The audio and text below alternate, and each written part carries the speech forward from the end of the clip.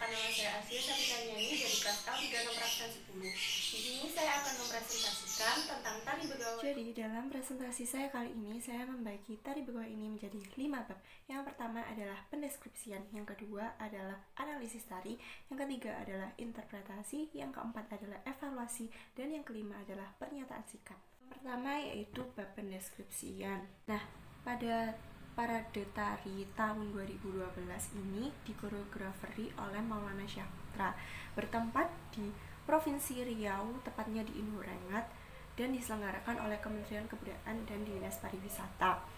Nah, tema kegiatan pada parade tahun 2012 ini yaitu sebagai ajang selebrasi dan silaturahmi budaya yang diwakilkan oleh beberapa karya tari dan memperluas wawasan masyarakat tentang kearifan lokal dan potensi daerah yang diwakilkan oleh sebuah karya tari.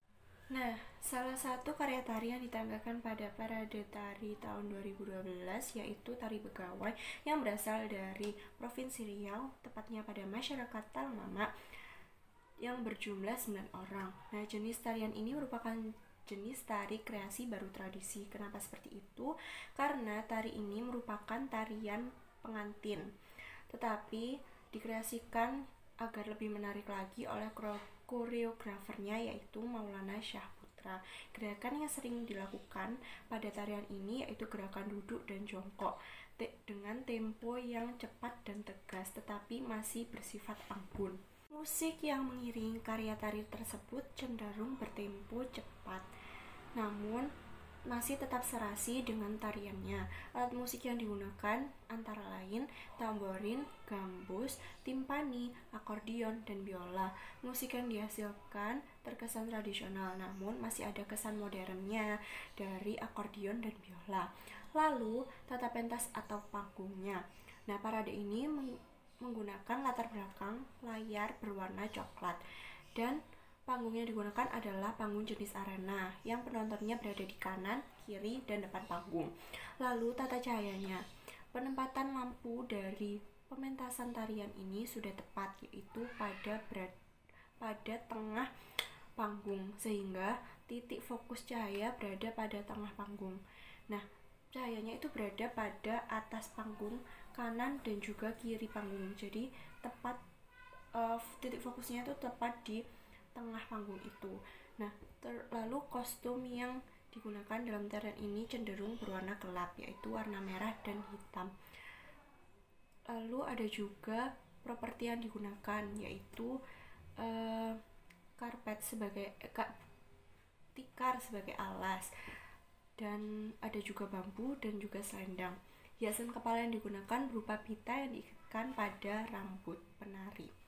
Hiasan atau make up yang digunakan penari ini sudah mencolok dan terkesan gagah dan berani karena terdapat kesan hitam di bagian dahi dan juga dahu penari. Lalu penari sudah melakukan gerakan dengan baik, tetapi masih ada yang perlu diperbaiki lagi oleh penari-penari tersebut agar terkesan lebih kompak dan juga serasi antar para penarinya. Bab yang kedua yaitu adalah analisis tari. Nah, analisis tari ini dibagi menjadi 3 subbab. Yang pertama adalah konsep gerak, yang kedua adalah konsep musik, dan yang ketiga adalah kelebihan dan kelemahan. Pertama yaitu konsep gerak. Nah, konsep gerak ini merupakan gerakan penari dari awal hingga akhir. Nah, dari konsep gerak ini dibagi menjadi 3, yaitu pembuka, isi, dan penutup. Nah, pembuka ini memiliki 5 pola lantai, isi memiliki 5 pola lantai, dan penutup memiliki 2 pola lantai.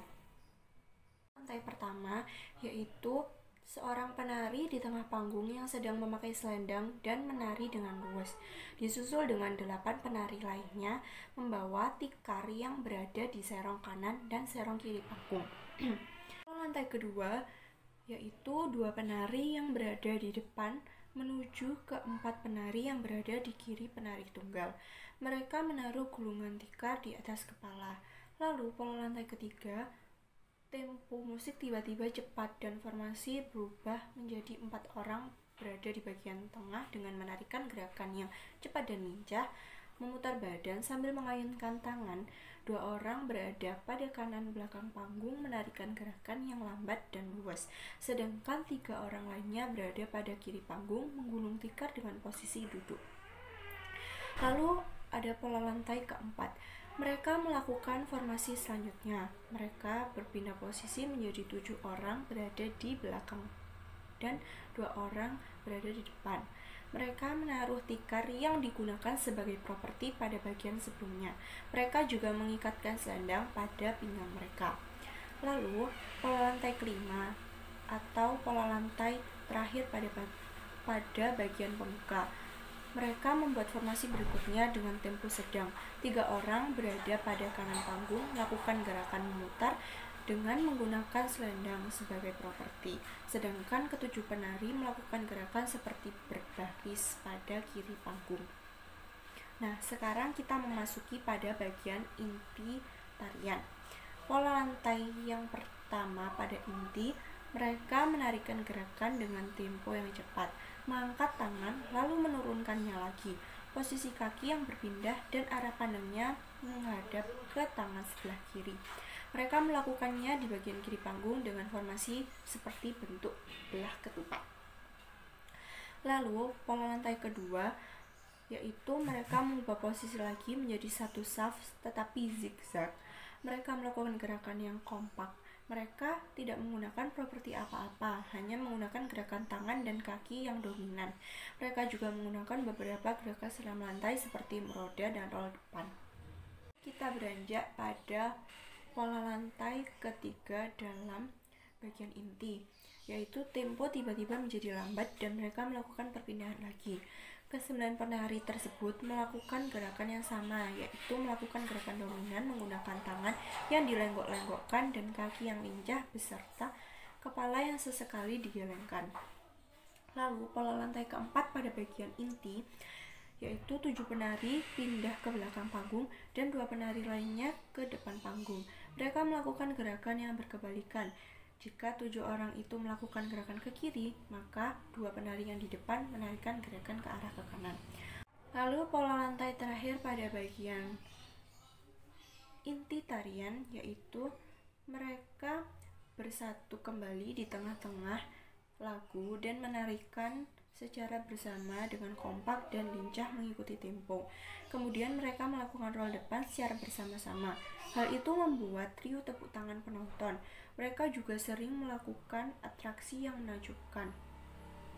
Nah, sekarang kita beranjak ke bagian penutup. Bagian penutup ini memiliki 2 pola lantai. Pola lantai pertama yaitu mereka berbicara sedikit dialog damai yang dilakukan oleh 2 orang. Dialog dan tingkah laku mereka mengundang banyak tawa dan tepuk tangan. Sedangkan 7 orang penari lainnya menarikan gerakan cepat menggunakan properti tikar di belakang 2 penari yang melakukan dialog tersebut. Lalu, pola lantai terakhir pada bagian penutup yaitu mereka melakukan gerakan bersama-sama lagi hingga akhir tarian dengan gerakan yang lincah dan tempo yang cepat. Subbab kedua pada analisis tari yaitu konsep musik. Nah, alat musik yang dipakai pada tarian Begawan ini ada 5. Yang pertama yaitu biola, yang kedua akordion, yang ketiga timpani, yang keempat yaitu gambus, dan yang kelima yaitu tamborin. Nah, yang pertama adalah biola. Biola merupakan alat musik dawa yang dimainkan dengan cara digesek. Pada aransemen musik tari Begawan ini, biola lebih cenderung dimainkan daripada alat musik yang lainnya. Tempo yang dihasilkan dari biola ini juga tempo cepat, sesuai dengan tariannya. Lalu yang kedua ada akordion. Akordion adalah alat musik sejenis organ.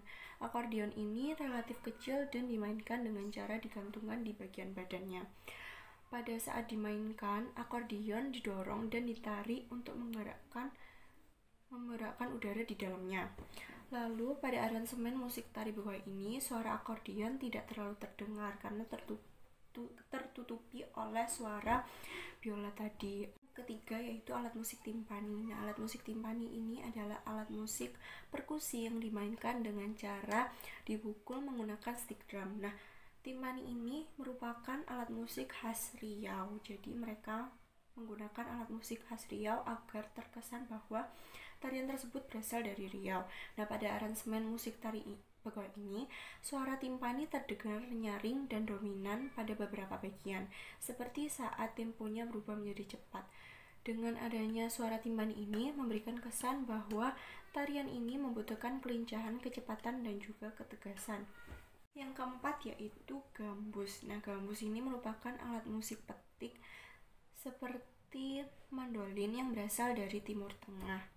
Nah, pada aransemen musik tari begawai kali ini, alunan musik dari gambus tidak terlalu terdengar karena tertutupi oleh suara alat musik yang lainnya seperti timpani dan juga seperti biola. Nah, selain itu, adanya gambus ini hanya sebagai ciri khas tarian yang berasal dari Riau. Selain timpani tadi, gambus juga merupakan alat musik khas Riau. Lalu yang kelima yaitu tamborin. Tamborin adalah alat musik perkusi yang dimainkan dengan cara ditabuh dan digoyangkan. Pada aransemen musik tari begawai ini, suara tamborin terdengar nyaring dan ada beberapa bagian suara tamborin ini ditonjolkan. Seperti pada bagian inti, yaitu saat sang penari melakukan gerakan bersama-sama dengan menggunakan tikar atau alas yang digunakan sebagai properti. Nah, sebab ketiga pada analisis tari yaitu kelebihan dan kelemahan. Di sini saya membagi kelebihan dan kelemahan pada 5 poin, yaitu pada gerakan, pada kostum, pada iringan, pada panggung, dan juga pada ekspresi.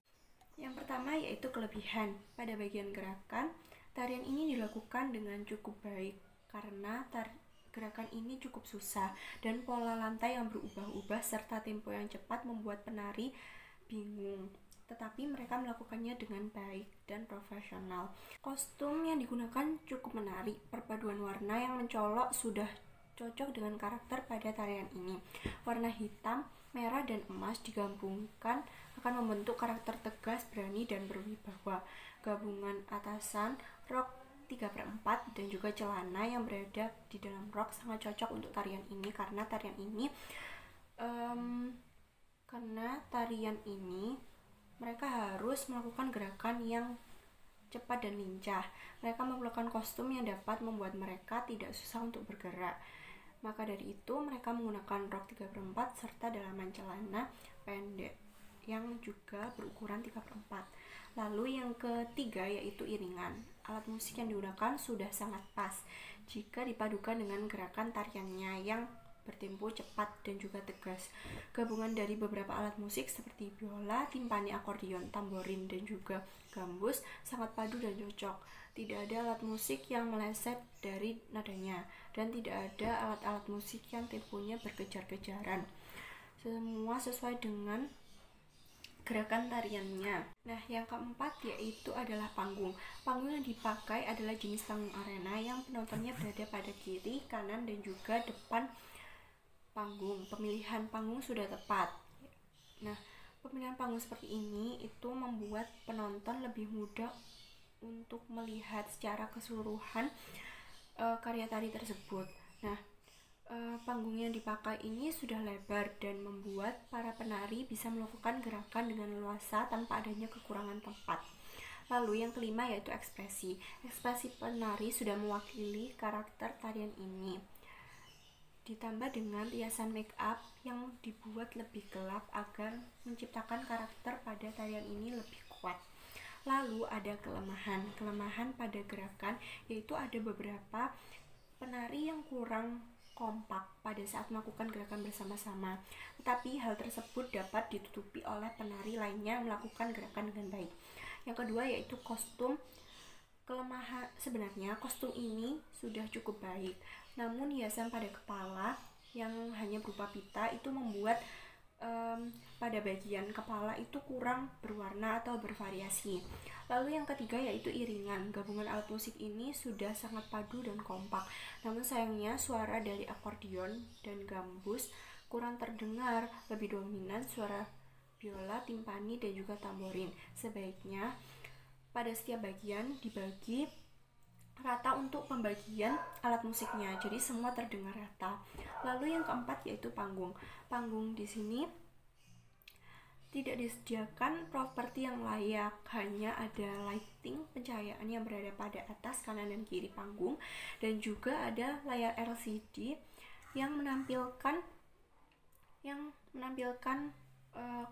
background kosong atau tidak menampilkan apa-apa. Seharusnya ada banner atau tirai yang membuat panggung menjadi lebih enak untuk dipandang. Lalu yang kelima yaitu ekspresi. Karakter yang harusnya ditunjukkan pada tarian ini yaitu bahagia, lalu ada juga tegas dan berani karena telah melangsungkan pernikahan. Namun ada beberapa penari yang kurang menunjukkan ekspresi tersebut, tetapi hal tersebut dapat ditutupi oleh penari lainnya sudah berekspresi baik dari awal hingga akhir tarian. Nah, sekarang kita beranjak ke bab ketiga. Bab ketiga yaitu interpretasi. Dalam interpretasi ini dibagi menjadi 3 subbab lagi. Yang pertama simbol, yang kedua adalah nilai-nilai yang terkandung dalam tarian, lalu yang ketiga adalah pesan moral. Nah, simbol-simbol yang terkandung pada tarian ini dibagi lagi menjadi 3, yaitu properti, kostum, dan juga gerakan. Nah, properti yang dipakai pada tarian ini yaitu pita yang berwarna kuning, lalu selendang berwarna coklat, dan juga tikar atau alas.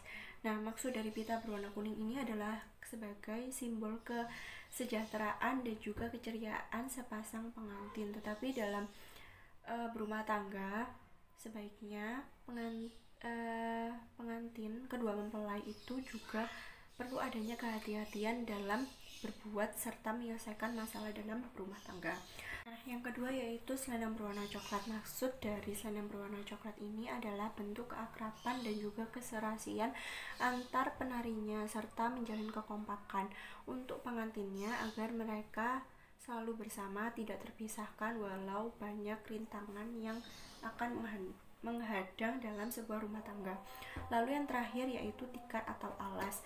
Tikar ini menggambarkan tentang tempat untuk berlindung masyarakat Talang Mama, yaitu rumah mereka sendiri. Dengan adanya simbol tikar ini, mereka mempererat tali kekeluargaan antar masyarakat Talang Mama dengan cara melangsungkan pernikahan masyarakat Talang Mama di Riau. Yang kedua yaitu pada kostum. Kostum ini dibagi menjadi 3 juga, yaitu pada bagian baju, pakaian pada bagian atas, lalu rok, dan juga ikat pinggang. Yang pertama yaitu pada bagian pakaian atau baju yang digunakan oleh penarinya, yaitu menggunakan baju berwarna merah sebahu yang dapat mempermudah gerakan penari tersebut. Nah, warna merah ini menggambarkan energi, kekuatan, dan juga gairah serta semangat para penari dalam melakukan gerakan tari begowe ini. Yang kedua yaitu ada ikat pinggang. Ikat pinggang ini merupakan bentuk penghormatan penari di hadapan pengantinnya. Lalu yang ketiga yaitu rok.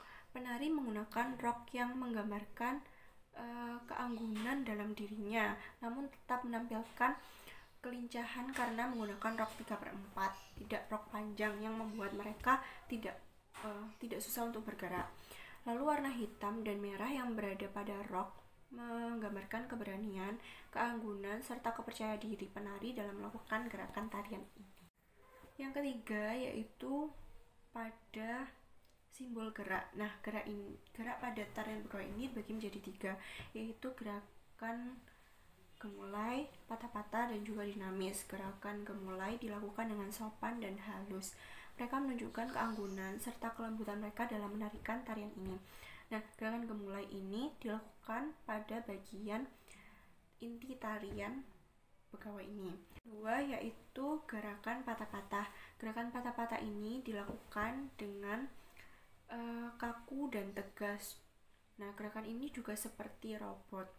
Gerakan ini dilakukan pada bagian inti tarian.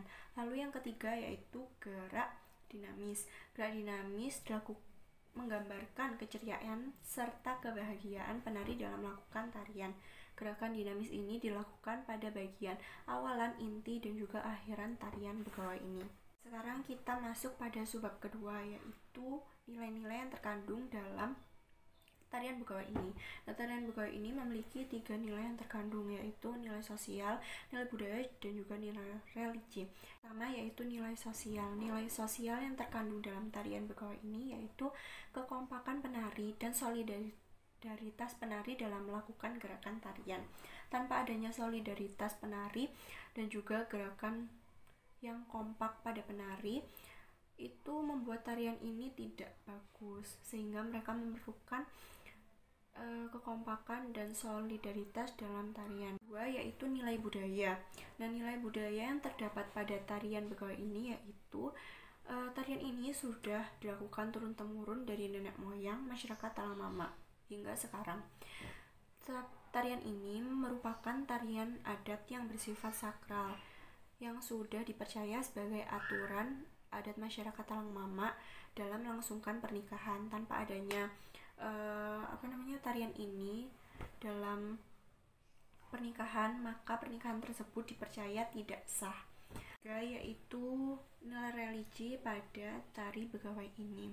Tarian Begawan ini dilakukan sebagai suatu penghormatan pada kedua mempelai dan juga ucapan syukur kepada Tuhan karena telah melangsungkan kegiatan pernikahan dengan lancar tanpa hambatan apapun. Nah, nilai keyakinan dalam tradisi ini terlihat pada keberadaan tokoh adat atau imam bagi mereka untuk menikahkan kedua mempelai dan membaca doa atau mantra yang dilakukan untuk menjaga keselamatan kedua pengantin. Nah, hal tersebut merupakan bukti adanya pernikahan tersebut atau tarian tersebut bersifat sakral atau magis. Pesan moral yang terkandung dalam tarian ini yaitu kita harus menjaga kekompakan dan keselarasan antar sesama agar tercipta suasana kekeluargaan. Selain itu, kita juga harus bersyukur atas segala nikmat dan karunia yang diberikan Tuhan kepada kita. Baik itu karunia susah maupun sedih, kita harus tetap ingat kepada Tuhan dan bersyukur atas semua itu agar kita lebih dekat dengan Tuhan. Kita juga harus berhati-hati dalam setiap ucapan dan tindakan yang dilakukan. Sekarang kita beranjak pada evaluasi atau bab keempat pada tarian ini. Nah, pada evaluasi ini saya membagi menjadi 3 bagian, yaitu yang perlu diperhatikan dari bentuk penyajiannya, lalu yang kedua yang perlu diperhatikan dari struktur penyajian, dan yang ketiga adalah cara untuk menutupi kelemahan dalam tarian tersebut. Pertama yaitu yang perlu diperhatikan dari bentuk penyajian. Bentuk penyajian dari tarian Begawan ini sudah bagus, tetapi masih ada yang perlu diperbaiki lagi. Seperti properti yang digunakan masih sepi, hanya ada selendang dan tikar yang membuat suasana tidak ramai. Lalu yang kedua ada background LCD yang kurang menarik, sebaiknya ditambahi background seperti banner atau yang lainnya. Lalu ada juga dekorasi panggung yang kurang menarik, yang tidak terdapat apa-apa di dalam panggung, sebaiknya ditambahi tirai atau apa yang membuat panggung tersebut lebih enak untuk dilihat. Lalu ada pola penyajian atau pola lantai yang tidak semua anggota penarinya itu terlihat, seperti mereka baris 3 ke belakang. Nah, baris kedua dan 3-nya ini tidak terlihat, sebaiknya mereka mengganti dengan pola lantai yang lain agar semua penarinya terlihat oleh penonton. Kedua yaitu yang perlu diperhatikan dari struktur penyajiannya. Nah, struktur penyajiannya sudah menarik dan mengesankan. Penari melakukan gerakan yang tidak membosankan. Juga mereka melakukan gerakan yang runtut dan jelas. Nah, struktur penyajiannya juga sistematis dan runtut, mulai dari pembuka, isi, penutup. Setiap struktur memiliki keunikan dan ciri khas tersendiri masing-masing. Pada bagian pembuka, gerakannya luas dan berkelompok dengan tempo yang pelan. Lalu pada bagian inti cenderung temponya cepat dan gerakan cepat, sehingga mereka melakukan gerakan yang harus menjalin kekompakan antar penarinya. Pada bagian akhir tarian, penari melakukan gerakan yang lucu sehingga membuat penonton tepuk tangan dan juga tertawa atas hal tersebut. Alunan musiknya juga mendukung pada bagian lucu tersebut. Yang ketiga yaitu cara untuk menutupi kelemahan. Yang pertama yaitu aspek iringan. Sebaiknya alat musik lainnya seperti gambus dan akordeon memiliki part atau bagian tersendiri agar menunjukkan ciri khas atau keunikan dari alat musik tersebut.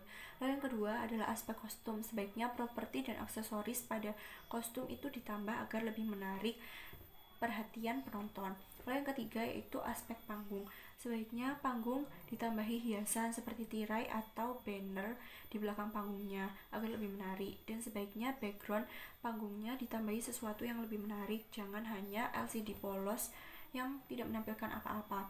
Lalu yang keempat yaitu aspek ekspresi. Sebaiknya setiap penari memiliki ekspresi yang sesuai dengan tema, yaitu bahagia, berani, dan juga tegas. Lalu yang kelima adalah aspek gerak. Agar penari melakukan gerakan yang kompak, salah satu caranya adalah latihan yang rutin dan juga melakukan gerakan dengan berhati-hati. Dengan begitu mereka melakukan gerakan yang kompak dan membuat penonton terkesan. Nah, sekarang kita memasuki bab kelima, yaitu pernyataan sikap. Pernyataan sikap ini dibagi menjadi dua, yaitu bagaimana kesan yang diperoleh dan juga apa yang membuat terkesan. Kesan yang diperoleh dari tari begal ini yaitu kesan menyenangkan, lucu, dan juga mengesankan pada saat yang bersamaan. Lalu, apa yang membuat terkesan adalah alunan musik dan juga gerakan penari yang melakukan gerakan sangat kompak, luwes, dan terlihat profesional yang membuat penonton terkesima. Dan juga ada gerakan lucu yang membuat penonton tertawa dan banyak riuh tepuk tangan dari penonton. Lalu alunan musiknya yang ditampilkan juga mengikuti alur tarian dengan sangat baik dan membuat penonton ikut merasakan bagaimana tema atau kandungan dari tari tersebut. Yang bisa saya sampaikan. Apabila ada kekurangan yang disengaja maupun tidak disengaja, saya mohon maaf yang sebesar-besarnya. Wassalamualaikum warahmatullahi wabarakatuh.